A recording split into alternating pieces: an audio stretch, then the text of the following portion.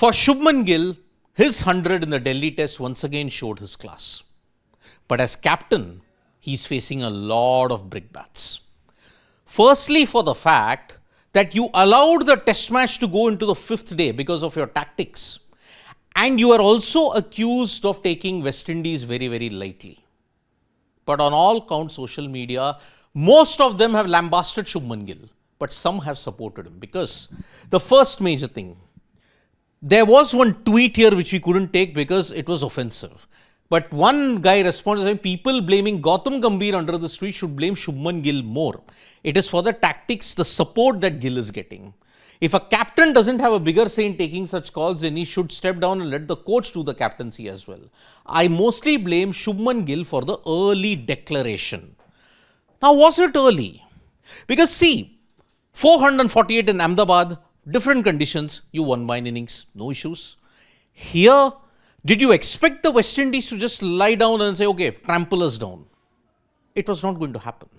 Every team that comes to play, and West Indies got the conditions that the batters would prosper in New Delhi. Because the black soil wicket ensured that you did not lose wickets in a heap. But West Indies still collapsed 2 times, and that's why they lost this test match. They could have had a lead of 220, but that couldn't happen. This is a false tweet that has been attributed, a false quote. First of all, I want to thank Shubman Gill for his clueless captaincy. Wrong. John Campbell never said that. But yes, the tactics that were there when they were being attacked, defensive fields, spread out fields, and on top of that, with the last wicket partnership, some of his field placements were quite questionable. But yes, at times he would attack, but then later on he would spread the field. Why was that? John Campbell, first West Indies opener in 23 years to score a test 100 in India. Thanks to Shubman Gill's clueless captaincy. Everybody is trending clueless captaincy. But then somewhere down the line, the batters have had to step up. The West Indies wanted to step up after the humiliation that they had in Ahmedabad. So at least give credit to the West Indies that they played well. Yes, I included and everybody else dismissed them. Like saying, oh, this test also won't last 3 days. Good that the West Indies proved us wrong. Because 4 tests prior to Delhi, they had the most abominable conditions that you could play in. 3 tests that they played at home, out of their own doing, they suffered. Here also, Ahmedabad, red soil wicket, they just couldn't tackle spin.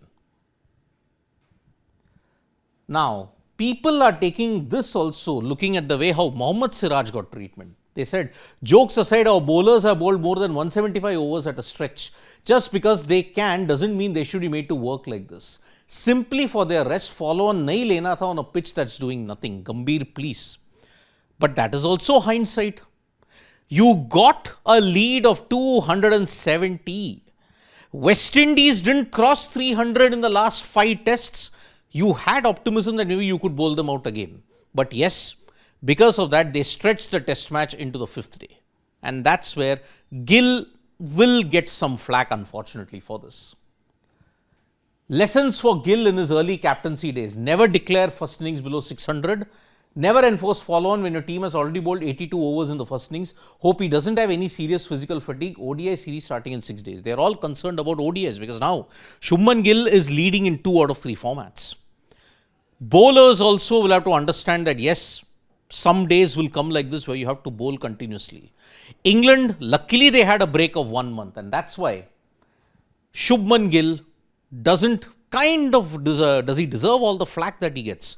Because one user has said, till now everyone was saying, oh, we weren't even aware that a test match is going on. But now everyone will start speaking absolutely bad things just to run their hate agendas against a young captain. Hypocrisy at its peak. I will end it with this.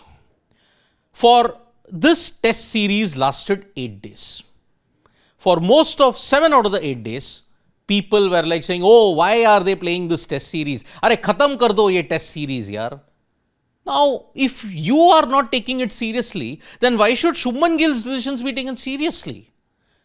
Do you care about the health of Indian cricket? Which is why, does Shubman Gill deserve the hate that he is getting?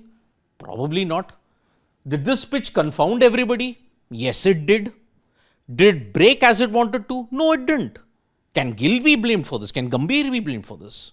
We all have to take a closer look at each other because see, West Indies are not a minnow team. Yes, they are played like minnows, but they at least showed fight. So credit where the opposition also should get at this stage.